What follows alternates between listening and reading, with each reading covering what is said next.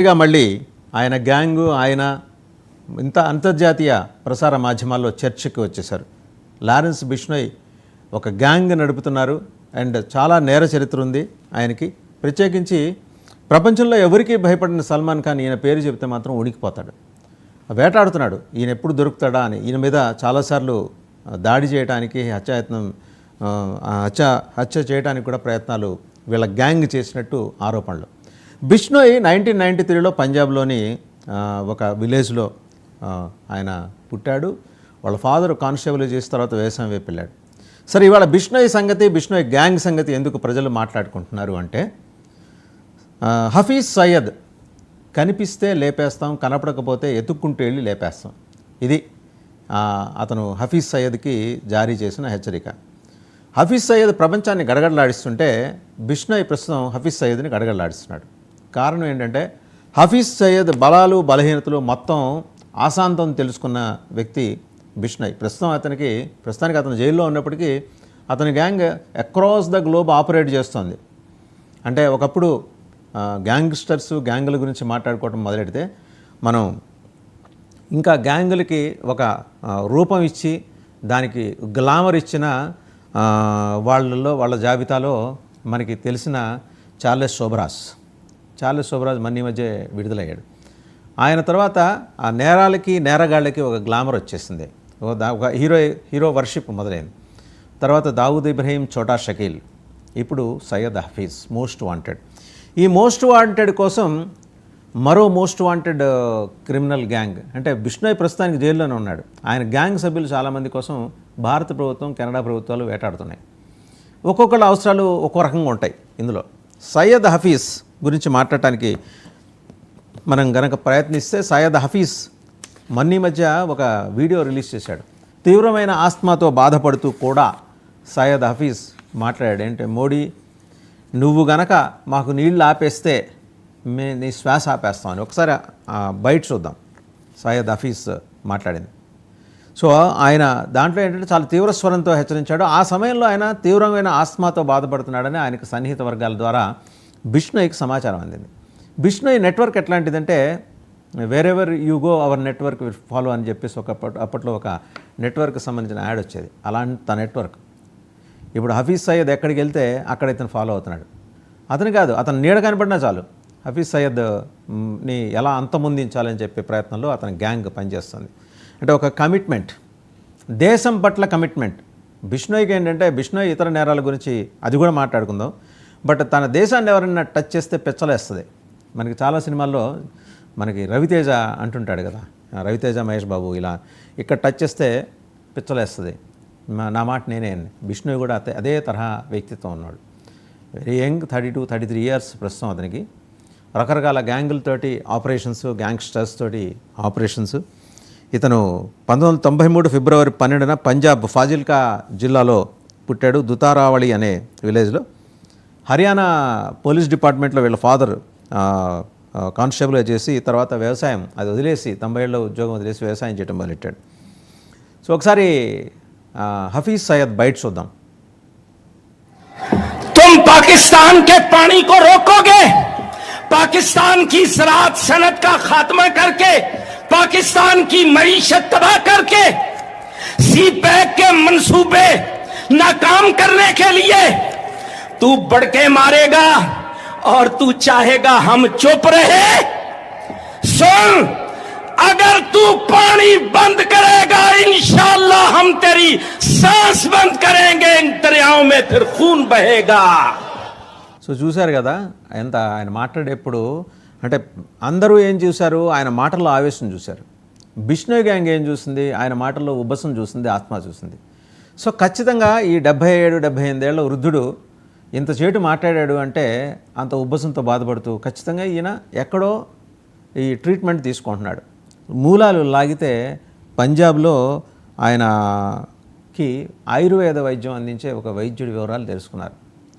వాస్తవంగా అతను కూడా పాకిస్తాన్ సానుభూతిపరుడు, పాకిస్తాన్ సివిలియన్ కాకపోయినప్పటికీ సానుభూతిపరుడు. స్లీపర్ సెల్స్ తోటి సన్నిహిత సంబంధాలు నెరపుతూ ఆ రకంగా హఫీజ్ సయ్యద్కి దగ్గరయ్యాడు. సో హఫీజ్ సయ్యద్కి ఏంటంటే వాళ్ళ కొరియర్స్ ద్వారా ఇతను ఆయుర్వేద మందులు, ఉబ్బసానికి సంబంధించి ఆయుర్వేద మందులు పంపించడం చేసేవాట. So happen to be the native of Punjab. Bishnoi Bishnoi తన నెట్వర్క్ని డైరెక్ట్ చేశాడు. ఆయన జైల్లోంచి ఆపరేట్ చేస్తాడు. చాలామంది చేస్తున్నారు కదా ఈ మధ్య, ఆయన కూడా అలాగే ఆపరేట్ చేస్తున్నాడు. తన నెట్వర్క్కి తను కులాసాగా జైల్లో కూర్చొని మీరు ఇది క్యారీ అవుట్ చేయండి, ఇది క్యారీ అవుట్ చేయండి, ఇది ఎగ్జిక్యూట్ చేయండి, ఈ హత్య చేయండి, వీళ్ళ మీద దాడి చేయండి, ఇట్లాంటి. అలాగే ఇప్పుడు హఫీజ్ సయ్యద్ గురించి తెలుసుకోవాలంటే ఆయుర్వేదిక్ డాక్టర్ ఎవరో తెలుసుకోవాలి. డైరెక్ట్ చేశాడు లారెన్స్ బిష్నోయ్. అర్జెంటుగా పంజాబ్ వెళ్ళి, ఆ ప్రాంతం కూడా ఆయనది ఎక్కడంటే ఆయన పుట్టిన జిల్లానే, ఆయన పుట్టిన జిల్లాలోని ఆ ప్రాంతంలో వాళ్ళ విలేజ్కి దగ్గరలో దుతారావళి అనే విలేజ్కి దగ్గరలోనే ఈ ఆయుర్వేదిక్ డాక్టర్ ఉన్నాడు, ఫాజిల్కా జిల్లా. సో ఈ హఫీజ్ సయ్యద్ కూడా పాకిస్తాన్ పంజాబ్కి చెందినవాడు. మొత్తానికి సంభవం మరి వైద్యానికి సంబంధించి ఎక్కడికైనా వెళ్తారు కదండి ప్రపంచం మొత్తం మీద. ఎంత ఉగ్రవాదైనా ఆయనకి ఉబ్బసం వస్తుంది, ఆయనకి ఆస్మా ఉంటుంది, ఆయనకి రోగాలు ఉంటాయి, ట్రీట్మెంట్ తీసుకోవాలి, ఆయన కూడా మందులు వేసుకోవాలి. మందులు వేసుకుంటేనే ఆయన ఉగ్రవాదం మళ్ళీ కంటిన్యూ చేయాలన్నా కూడా ఆ మందుల సపోర్ట్ మీదే ఉన్నాడు. ఇన్ఫ్యాక్ట్ అతను పూర్తిగా మెడికల్ సపోర్ట్ మీదే ఉన్నాడు. 77-78 ఏళ్ల వయసులో ఆ మాత్రం మాట్లాడటానికి ఆయన 2-3 గంటలు ప్రాక్టీస్ చేసుకుంటే కానీ బయటకు రాని పరిస్థితి. సో అంతవరకు ఆ బిట్ కట్ చేసి మాత్రమే మనకి పంపిస్తుంటారు సోషల్ మీడియాలో వాళ్ళు ఉగ్రవాదులు. సో ఆ డాక్టర్ని సంప్రదించడానికి బిష్నోయ్ తన గ్యాంగ్ మెంబర్స్ని ఒక వారం క్రితం ఆ పంజాబ్లోని ఫాజిల్కా జిల్లాకి పంపించాడు. మొత్తానికి ట్రేస్ చేశారు. ట్రేస్ చేయడంతో ఆగల, ఆయన్ని కిడ్నాప్ చేశారు. వాళ్ళు ఏంటంటే బిష్నోయ్ చెప్పాడంటే వాళ్ళకి సుగ్రీవాజ్ఞ. బిష్నోయ్ శ్రీరాముడు అనుకుని వాళ్ళు భావిస్తుంటారు. శ్రీరాముడు, ఆయన మాకు శ్రీరాముడు, ఆయన మాకు చెప్తే మాకు సుగ్రీవాజ్ఞ. ఆయన చెప్పాడు, ఆ డాక్టర్ని లేపారు. అంటే లేపడం అంటే ఫిజికల్గా లిఫ్ట్ చేశారు. అక్కడి నుంచి లిఫ్ట్ చేసి తీసుకొచ్చి తమ ఆధీనంలో పెట్టుకున్నారు. ఇక్కడ కథ మొదలైంది. అసలు కథ అంతా ఇక్కడ మొదలైంది. ఆ డాక్టర్కి ఏంటంటే ఒక శాటిలైట్ ఫోన్ ఉంది. ఆ శాటిలైట్ ఫోన్ ద్వారా ఇతను హఫీజ్ సయ్యద్ మూవ్మెంట్స్ అన్నీ కూడా ఎప్పటికప్పుడు వీళ్ళు ట్రాక్ చేయడం మొదలెట్టారు, ఆయన్ని వాళ్ళ కస్టడీలోకి తీసుకొని. ఇప్పుడు చాలామందికి ఒక సందేహం కలగచ్చు, ఏంటి ఇదంతా, ఆ బిష్నోయ్ గ్యాంగ్ అంత పెద్దదా అని. ఖచ్చితంగా పెద్దే.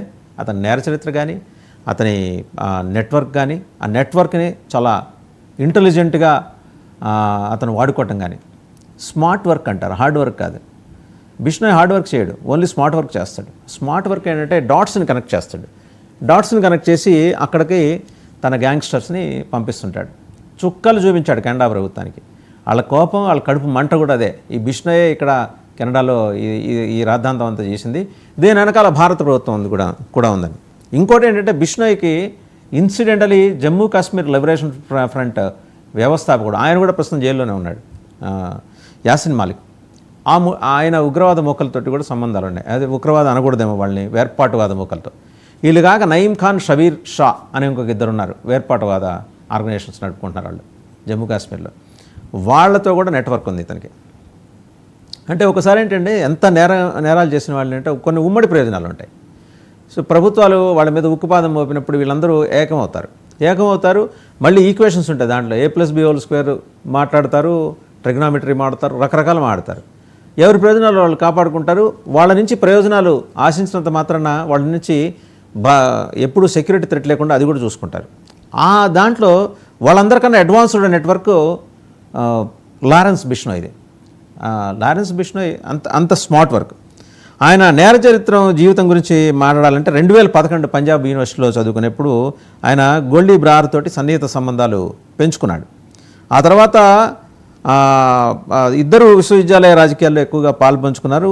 ఇది నేర కార్యకలాపాలకు దారితీయటం లారెన్స్ బిష్నోయ్ LLB పూర్తి చేసిన తర్వాత హెన్రీ లారెన్స్ నుంచి ప్రేరణ పొంది తన పేరును లారెన్స్గా మార్చుకున్నాడు.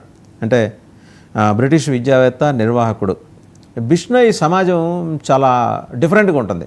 మనకి బలూచి తెగలు ఉన్నాయి కదా పాకిస్తాన్లో, బలూచిస్తాన్ ప్రాంతంలో. బలూచి తెగలకి అలాగే సింధీ రీజన్లో ఉండే కొన్ని తెగలకి ఉండే కొన్ని ప్రత్యేకతలు అండ్ సిమిలారిటీస్ తీసుకొస్తే ఇజ్రాయెల్లో ఉండే వాళ్ళకి ఉండే ఇజ్రాయెల్ పౌరులకు ఉండే కొన్ని ప్రత్యేకతలు అంటే వాళ్ళ DNA ఇతనిలో ఉంది. దట్స్ వాట్ అతని నేర ప్రవృత్తిని గమనించిన సైకాలజిస్టులు చెప్పే మాట. ఈయన 2010-12 మధ్య చండీగఢ్లో నేర జీవితం ప్రారంభించాడు. అక్కడే అతని మీద అటెంప్ట్ టు మర్డర్ జరిగింది. తర్వాత మొత్తం 7 FIRలో అతని మీద చండీగఢ్లో 7 FIRల మీద 4 నిర్దోషిగా వచ్చాడు. 3 కేసులు పెండింగ్లో ఉన్నాయి ఇంకా బిష్నోయ్. సరే, ఆయన జైల్లో ఉన్నప్పుడు ఏంటంటే ఖాళీగా ఉండేవాడు కాదు. ఇతర సోదర ఖైదీలు ఉంటారు కదా, వాళ్ళతోటి మంచి మాట అది చేసుకొని మంతి ఏర్పాటు చేసుకొని తన ముఠాని అలా డెవలప్ చేసుకుంటూ వెళ్ళాడు. ఇక్కడ ఆయన అంటే ఒక్కొక్క గ్యాంగ్స్టర్ నుంచి ఒక్కొక్క డిసిప్లిన్ ఆయన నేర్చుకున్నాడు. చార్లెస్ శోభరాజ్కి అటువంటి ఆ తరహా పట్టుంది.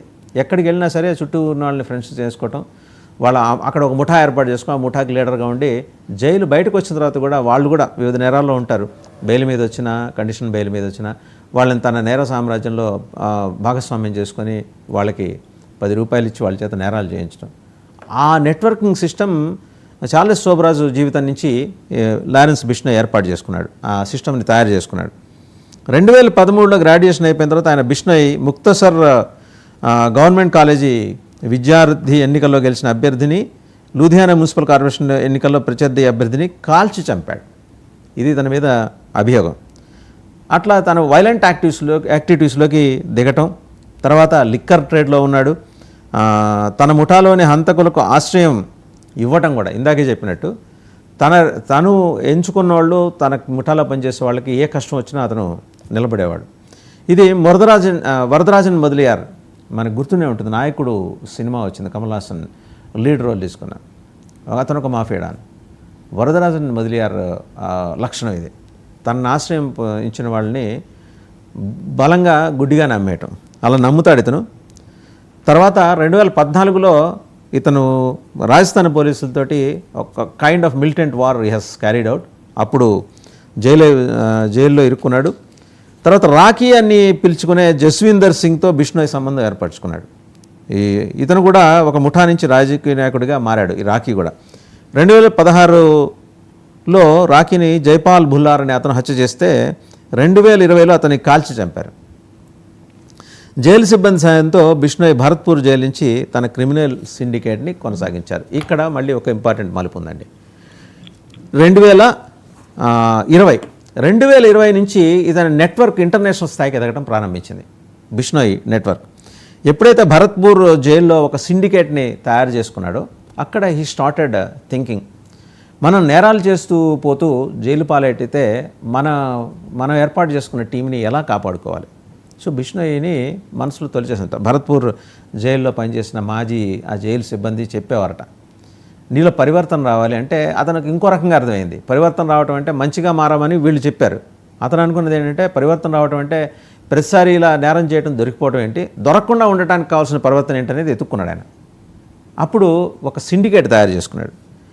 ఇక 2021 దగ్గరికి వచ్చేప్పటికి Maharashtra control of organised crime act MCOCAకి సంబంధించిన ఆరోపణల మీద బిష్నోయ్ని ఢిల్లీలోని తీహార్ జైలుకి బదిలీ చేశారు. అక్కడి నుంచి ఆ భరత్పూర్ జైలు నుంచి. అక్కడ అతని నెట్వర్క్ వ్యాస్ట్ అయింది. తీహార్ జైలుకి ఎప్పుడైతే వెళ్ళాడో తన అంతర్జాతీయ నేర సామ్రాజ్యం విస్తరణ కోసం ఆయన పక్కా స్కెచ్ అక్కడ గీసుకున్నాడు. ఆయన తన సహచరులతో కమ్యూనికేట్ చేయటం కోసం వాయిస్ ఓవర్ OIP కాల్స్ ఉపయోగించినట్టు అధికారులు కనుక్కున్నారు. టెక్నాలజీ అడ్వాంట్ని తనకి అలా ఉపయోగించుకున్నాడు అనమాట, వాయిస్ ఓవర్ IP. 2023 ఆగస్టులో గుజరాత్ ఉగ్రవాద నిరోధక దళం మాదక ద్రవ్యాల అక్రమణ కేసుని పేర్కొంటూ ఆయన అదుపులోకి తీసుకొని అతన్ని సబర్మతి సెంట్రల్ జైల్లో అధిక భద్రతా వాడికి, ఎక్కువ సెక్యూరిటీ ఉండే వాడికి బదిలీ చేశారు. ఇది ఇతన్ని నేర చరిత్ర. ఈ ఎదిగే క్రమంలో బిష్నోయ్ ఏంటంటే సల్మాన్ ఖాన్ని టార్గెట్ చేశాడు. ఈ కృష్ణజింక వీళ్ళు బిష్నోయ్ జనరల్గా అంటే బిష్నోయ్ తెగ వాళ్ళు కృష్ణజింకని చాలా పవిత్రంగా చూసుకుంటారు. ఒక్కొక్కరికి ఒక నమ్మకాలు ఉంటాయి కదండి, ఆ తెగకు ఆ నమ్మకం ఉంది. 2018లో బిష్నోయ్ సహచరుడు సంపత్ నెహ్రా కృష్ణజింక వేట కేసుతో ముడిపడి ఉన్న సల్మాన్ ఖాన్ మీద దాడికి ప్రయత్నించాడు. సో బిష్నోయ్ డైరెక్షన్స్లోనే సల్మాన్ ఖాన్ని జోధ్పూర్లో చంపేస్తామని బెదిరిస్తూ బిష్నోయ్ ప్రత్యక్ష బెదిరింపులకు దిగాడు. 2023 నవంబర్లో సల్మాన్ ఖాన్తో తనకు సంబంధం ఉందని ఆరోపించినందుకు నటుడు, గాయకుడు గిప్పి గ్రేవాల్ ఇంట్లో కాల్పులకు బాధ్యత వహించినట్టు కూడా బిష్నోయ్ ప్రకటించాడు. చూడండి, అంటే అతను ఒక అంశం తీసుకుంటే దాన్ని ఎలా డీప్గా వెళ్తూ దాన్ని పెనట్రేట్ చేస్తూ దాన్ని టార్గెట్ చేసి అక్కడికి రీచ్ అవుతాడు, ఆ గోల్. అయితే దాన్ని సకారాత్మక పాజిటివ్ అప్రోచ్లో వెళ్తే బాగానే ఉండేది, ఆయన నెగిటివ్ అప్రోచ్తో.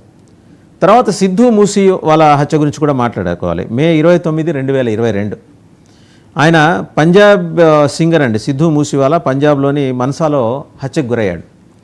బిష్నోయ్ సహచరుడు గోల్డీ బ్రార్ బిష్నోయ్ సమన్వయంతో ఈ హత్యకు బాధ్యత వహించాడని, ఆ సమయంలో బిష్నోయ్ తిహార్ జైల్లో నిర్బంధంలో ఉన్నాడని అందరికీ తెలిసిన విషయం. హత్య తర్వాత పంజాబ్ పోలీసులు నకిలీ ఎన్కౌంటర్ నుంచి రక్షణ కోరుతూ బిష్నోయ్ ఢిల్లీ హైకోర్టులో పిటిషన్ దాఖలు చేశాడు. ఆ తర్వాత ఢిల్లీ హైకోర్టు, పంజాబ్, హర్యానా హైకోర్టు రెండింటి నుంచి తన పిటిషన్లను ఉపసంహరించుకున్నాడు. చాలా స్ట్రాటజిక్ మూవ్ అది. పిటిషన్లు ఉపసంహరించుకుంటే అతనికి అర్థమైంది, we can garner the sympathy from across all the corners of the society. ప్రత్యేకించి ఇతనికి ఏంటంటే హిందుత్వ ట్యాగ్ ఒకటి ఉంది. ఇంతవరకు మన వాళ్ళు అంటుంటారు కదా, హిందువులు శాంతి కాముకులు, వాళ్ళు ఎవరన్నా ఒక చంప కొడితే వాడిని ఆపి ఇదిగో నా రెండో చంప అలా ఖాళీగా వదిలేసి వెళ్ళావేం అని అంటుంటారు. ఇతను అలా కాదు. ఇతనేంటంటే ఆ స్లోగనే జై శ్రీరామ్, ఆ స్లోగన్ తోటి దిగాడు. తర్వాత సుఖ్దూల్ సింగ్ హత్య. ఈ సుఖ్దూల్ సింగ్ అనే అతన్ని సుక్ డూస్కేగా పిలువబడే ఖలిస్తానీ వేర్పాటువాద సంస్థకి చెందిన వ్యక్తి. ఇతన్ని సుఖ్దూల్ సింగ్ గిల్ ఇతన్ని హత్య చేశారు. ఈ హత్యకి బిష్నోయే బాధ్యత వహించాడు. అంటే అతని దగ్గర ఉన్న ఇంకో గుణం ఏంటంటే, నా అబ్బాయి నాకు హత్యతో సంబంధం చేస్తే చేశానని, లేకపోతే నాకు సంబంధం లేదని నిర్మమాటంగా చెప్పేసే రకం. తర్వాత ఇంకొక ఆయన్ని 2023 డిసెంబర్ 5న కర్నీ సేనా అధ్యక్షుడు సుఖ్దేవ్ సింగ్ గోగమేడిని జైపూర్లో కాల్చి చంపాడు. బిష్నోయ్ ముఠా రోహిత్ గోదారా అనే ముఠా సభ్యుడి ద్వారా ఈ హత్యకు బాధ్యత వహించింది. ఇక్కడ ఏంటంటే, తనది కాని ప్రావిన్సుల్లోకి ప్రాంతాల్లోకి వెళ్ళేప్పుడు బిష్నోయ్కి ఒక లక్షణం ఉంది. లోకల్గా ఉండే చోటా గ్యాంగ్స్ని తనతో కలుపుకొని వెళ్తాడు. వాళ్ళకి ఉపాధి కల్పించేవాడు అనమాట. అంటే ఫైనాన్షియల్గా వాళ్ళని బాగా సెటిల్ చేసేవాడు. సో ఆ లక్షణాలు ఉన్నాయి. నెక్స్ట్ బాబా సిద్దికీ, మహారాష్ట్ర మాజీ క్యాబినెట్ మంత్రి బాబా సిద్దికీ హత్య విషయంలో కూడా ఈయన బాధ్యత వహించాడు. ముంబై పోలీసులు బిష్నోయ్ని కస్టడీలో తీసుకోవడానికి ప్రయత్నించారు, కానీ code of criminal procedure section 268 కింద ఒక ఉత్తర్వు కారణంగా తిరస్కరించారు. తర్వాత కెనడా, అన్నింటికి మించి కెనడా ఆరోపణలు. ఇప్పుడు మనం సయ్యద్ హఫీజ్ని కనెక్ట్ చేయడానికి కావాల్సిన కారణం ఇక్కడ స్పష్టంగా దొరికింది. 2024 అక్టోబర్, లాస్ట్ ఇయర్ అక్టోబర్లో royal Canadian mounted police RCMP police వ్యవస్థ బిష్నోయ్ ముఠాతో సహా నేర సమూహాలను కెనడా ఖలిస్తాన్ అంశాలతో ముడిపడి ఉన్న వ్యక్తుల్ని లక్ష్యంగా చేసుకోవటానికి భారత ప్రభుత్వం తన ఏజెంట్లుగా నియమించింది. బిష్నోయ్ ముఠా సభ్యుల్ని ఇక్కడ ఖలిస్తాన్ అనుకూల అంశాలతో ముడిపడిన వ్యక్తులను టార్గెట్ చేయడం కోసం వాళ్ళని ఏజెంట్గా నియమించిందని కెనడా ప్రభుత్వం పెద్ద ఆరోపణ చేసింది. భారత జాతీయ భద్రతా సలహాదారు అజిత్ దోవల్ సింగపూర్లో తన కెనడియన్ సహచరుడిని కలిసినట్టు వాషింగ్టన్ పోస్ట్ పేర్కొంటూ ఆ కథనంలో ఇవన్నీ కూడా మెన్షన్ చేసుకుంటూ వచ్చారనమాట. అక్కడ కెనడియన్ అధికారులు ఖలిస్తాన్ అనుకూల నాయకుడు హర్దీప్ సింగ్ నిజ్జర్ హత్యకు బిష్నోయ్ ముఠా ఈ హత్యకు పాల్పడింది అని చెప్పేసి, అంటే హర్దీప్ సింగ్ నిజ్జర్. సో ఇక్కడ బిష్నోయ్ ఎంటిటీ ఏంటంటే విస్తృతమైంది. ఇంటర్నేషనల్ సినారియోలో people started talking about Bishnoi. ఒక దావుద్ ఇబ్రహీం, అంతకుముందు చార్లెస్ సోబ్రాజ్, దావుద్ ఇబ్రహీం, చోటా షకీల్, ఇక వరదరాజన్ మదిలియా, ఈ కేటగిరీలోకి బిష్నోయ్ లెవెల్ అప్గ్రేడ్ అయిందనమాట. సరే, బిష్నోయ్ ముఠాకి ఇంకా ఎంతమంది సభ్యులు ఉన్నారు, ఇతని ముఠా ఎక్కడి నుంచి, ముఠా అంటారో మరి గ్యాంగ్ అంటారో, ఎంతమంది ఆపరేట్ చేస్తున్నారంటే పోలీస్ హ్యావ్ ఇనఫ్ ఎవిడెన్స్. వీళ్ళకి 5 స్టేట్స్లో, భారతదేశంలో 5 స్టేట్స్లో 700 మంది పైగా సభ్యులు ఉన్నారు. అంతర్జాతీయంగా పనిచేస్తున్నారు. ఖైదులో ఉన్నప్పటికీ కూడా, జైల్లో ఉన్నప్పుడు కూడా బిష్నోయ్ తన సదస్సులతో అక్రమ సమాచార మార్పిడి ద్వారా తన సిండికేట్ని నియంత్రిస్తూనే ఉంటాడని చెప్పేసి ఈయన మీదున్న ప్రధానమైన అభియోగం. ఇక coming to the present context, Syed హఫీజ్కి ట్రీట్మెంట్ ఇచ్చే ఆయుర్వేదిక్ డాక్టర్కి పంజాబ్లో ఉన్న తన నేటివ్ ప్లేస్కు ఉన్న సంబంధం ఎస్టాబ్లిష్ చేయటం, ఆయుర్వేదిక్ డాక్టర్తో పాటు మొత్తం 14 మందిని ఆయనతో అనుసంధానంలో ఉండేవాళ్ళందరినీ బిష్నోయ్ ముఠా కిడ్నాప్ చేసింది. ఎవరికి ఎలాంటి హాని తలబట్టలేదు. కాకపోతే ఒకటి, అతను చెప్పే దాన్ని బట్టి బిష్నోయ్ ముఠాలో మనం ఇక దేశంలో 5 రాష్ట్రాల్లో అతనికి 700 మంది, బట్ ఇంకా 10-15 దేశాల్లో అతని నెట్వర్క్ ఉంది. యూరోపియన్ దేశాలు, ఒక 7 యూరోపియన్ దేశాలు, అమెరికా సంయుక్త రాష్ట్రాలు, USA, Singapore, Malaysia and Pakistan చుట్టుపక్కల ఉన్నాయి. ఈవెన్ ఆఫ్ఘన్లో ఉన్న TTP గ్రూప్ ఉంది కదా, తాలిబానీ పాకిస్తాన్, ఇదొక ఉగ్రవాద ముఠా. వీళ్ళు పాకిస్తాన్ ప్రభుత్వానికి వ్యతిరేకంగా పనిచేస్తారు. వీళ్ళతోటి తాలిబన్స్ తోటి నేరుగా ఇతని ముఠా కలిసి పనిచేస్తుంది. కొన్ని అండర్వరల్డ్ యాక్టివిటీస్, అంటే అక్రమ రవాణా, మాదక ద్రవ్యాల అక్రమ రవాణా, ఈ యాక్టివిటీస్లో. అలాగని బిష్నోయ్ తన నేటివిటీని తన సొంత ధర్మాన్ని ఇడిచిపెట్టలా. దేశానికి వచ్చేప్పటికీ దేశం కోసం నిలబడతాడు. విడిగా తన దగ్గరికి తన నేరాలు చేసుకోవడానికి, తన ముఠా గ్యాంగ్ జీవనం గడవడానికి మాత్రం అంతర్జాతీయ స్థాయిలో నేరాలకు పాల్పడుతూ వస్తున్నాడు. సరే, సయ్యద్ హఫీజ్ని ఫస్ట్ ట్రేస్ చేసి అతను లాంటి వ్యక్తి, అతని క్లోన్ మొత్తం 5-6 ఉన్నారు సయ్యద్ హఫీజ్ లాంటి వాళ్ళు. అరేబియన్ సీలో సబ్మెరైన్లో వాళ్ళు ప్రయాణిస్తున్నారు. ట్రేస్ చేయమని ఫస్ట్ ఇన్ఫర్మేషన్ వచ్చింది బిష్నోయ్ గ్యాంగ్కి. బిష్నోయ్ జైల్లో ఉన్నా కూడా విఓపి ద్వారా అతను యూస్ టు ఇంటరాక్ట్ విత్, ఇది ఎవరైనా ఇవాళ పెద్దగా మనం ఆశ్చర్యపోవాల్సిందేం లేదు. చాలామంది విఐపి క్రిమినల్స్కి, విఐపి పొలిటీషియన్స్కి వాళ్ళు జైల్లో ఉన్నప్పుడు అనధికారికంగా బోల్డని సౌకర్యాలు ఇది కూడా ఒకటి. మాట్లాడి సయ్యద్ హఫీజ్ని అప్డేట్ చేశాడు. సయ్యద్ హఫీజ్ విషయంలో తన ముఠా సభ్యులను అప్డేట్ చేశాడు. ట్రాక్ హిమ్, ఇతను సిగ్నల్ని డీకోడ్ చేస్తే వచ్చినమాట. Track him, don't leave him, we are for our country, we are for India. ఈ 4 సెంటెన్సెసే బిష్నోయ్ అతని వాయిస్ ఓవర్ దాని సందేశంలో జై శ్రీరామ్తో బిగిన్ చేసి మళ్ళీ కంక్లూడ్ చేసిన తర్వాత జై శ్రీరామ్ 3 సార్లు జై శ్రీరామ్ అని సంబోధన చేసి ఫైనల్గా జై భారత్ జై హింద్. అతని స్టైల్ అది, బిష్నోయ్ స్టైల్. సో అంటే అతను క్లెయిమ్ చేయాలనుకుంటున్నాడు, నేను భారతదేశాన్ని టచ్ చేసిన వాడిని వదిలిపెట్టా, సయ్యద్ హఫీజ్ను కూడా వదిలిపెట్టను. అతని క్లోన్స్ని డిఫరెంట్ మార్గాల్లో అటు బే ఆఫ్ బెంగాల్లో కూడా కొందరిని పంపించాడు, అలాంటి వాళ్ళని శ్రీలంక కొందరిని పంపించాడు. Whereas Bishnoi has solid information that Syed Hafiz is very much protected under the control of Pakistan army in ఇక్కడ పాక్ ఆక్యుపైడ్ కాశ్మీర్లో. But there are different reports that Syed Hafiz అలాగే పాక్ ఆర్మీ జనరల్ ఆసిమ్ మునీర్ వీళ్ళిద్దరూ కూడా దుబాయ్ సౌదీ పారిపోయారు, సముద్ర మార్గం ద్వారా సౌదీ పారిపోయారు. But Bishnoi has solid information that Syed's presence is very much in POK. So తన గ్యాంగ్స్ని అక్కడికి పంపించాడు. ఈ ఆయుర్వేదిక్ డాక్టర్ ఇచ్చిన సమాచారం, ఆయుర్వేదిక్ డాక్టర్కి బిష్నోయ్ గ్యాంగ్ నుంచి బెదిరింపుంది. తప్పుడు సమాచారం ఇస్తే తల తీసేస్తాం, ఏమీ రాజీపడం, మీ కాశ్మీర్లో మీ ఉగ్రవాదులు ఎలాంటి నేరానికి పాల్పడ్డారో అలాంటి నేరానికి పాల్పడటానికి మేము జంకం అని చెప్పేసి ఆయుర్వేదిక్ డాక్టర్. ఈ ఉబ్బసం పేషెంట్ ఇంతకీ పీఓకలేనో ఉన్నాడు, సౌదీ పారిపోలేదు అనేది వీళ్ళ నిర్ధారణ. సో ఆ ఉబ్బసానికి మందు ఇవ్వాలంటే ఈ పంజాబ్ డాక్టరే ఇవ్వాలి. ఆయన కూడా స్లీపర్ సెల్గా పనిచేస్తుంటాడు. అవసరమైనప్పుడు ఏంటంటే ఎక్కువ ఈ కొరియర్ మాదిరి కూడా వ్యవహరిస్తుంటాడు. పైన peripheral appearance ayurvedic doctor, is very good at ayurvedic practice, అందులో డౌట్ ఏం లేదు. ఆయన దగ్గరికి తండోపతండాలుగా జనాలు వచ్చి పోతుంటారట పంజాబ్లో. సరే, ఆయనతో పాటు ఆయనకు ముఖ్యులైన 14 మందిని లిఫ్ట్ చేసిన తర్వాత వ్యవహారం ఏంటంటే ఒక్కసారిగా హఫీజ్ సయ్యద్కి మిగిలిన రెస్ట్ ఆఫ్ హిజ్ వరల్డ్ తోటి, ప్రత్యేకించి భారత్లో ఉన్న వరల్డ్ తోటి కనెక్షన్ పోయింది, తెగిపోయింది. ఓ పక్క ఆయన ఉబ్బసానికి మందులు అందట్లా, బాగా ఇబ్బంది పడుతున్నాడు ఆరోగ్యపరంగా. ఈ భారత ఆర్మీ దాడి చేసే ముందే అతను చచ్చిపోతాడనే అనుమానాలు అయితే చాలామందికి ఉన్నాయి బిష్నోయ్ గ్యాంగ్ చేయటం వల్ల. అయితే అది సహజ మరణం కాకూడదు, తమ గ్యాంగ్ పట్టి కాల్చి చంపుతుంది, అది కూడా భారత్ గడ్డ మీదకి తీసుకొచ్చి కాల్చి చంపుతుందని చెప్పేసి బిష్నోయ్ గ్యాంగ్ ప్రకటించుకుంటుంది. బిష్నోయ్ ఏంటంటే గుళ్ళో మూల విరాట్లాగా జైల్లో కూర్చొని మొత్తం ఆపరేట్ చేస్తున్నాడు. ఈ క్రమంలో హఫీజ్ సయ్యద్తో పాటు అతని వెంబడి ఎవరున్నా సరే, మనకి సర్పయాగం చేసేప్పుడు జనమేజయుడు సర్పయాగం చేసేప్పుడు కొన్ని వేల సర్పాలు, లక్ష సర్పాలు వచ్చి ఆ అగ్నిలో పడి చచ్చిపోతుంటాయి. చివరికి తక్షకుడిని పిలుస్తాడు. తక్షకుడికి ఇది భయం వేసి ఏం చేస్తాడంటే వెళ్ళి ఇంద్రుడి సింహాసనాన్ని చుట్టుకుంటాడు.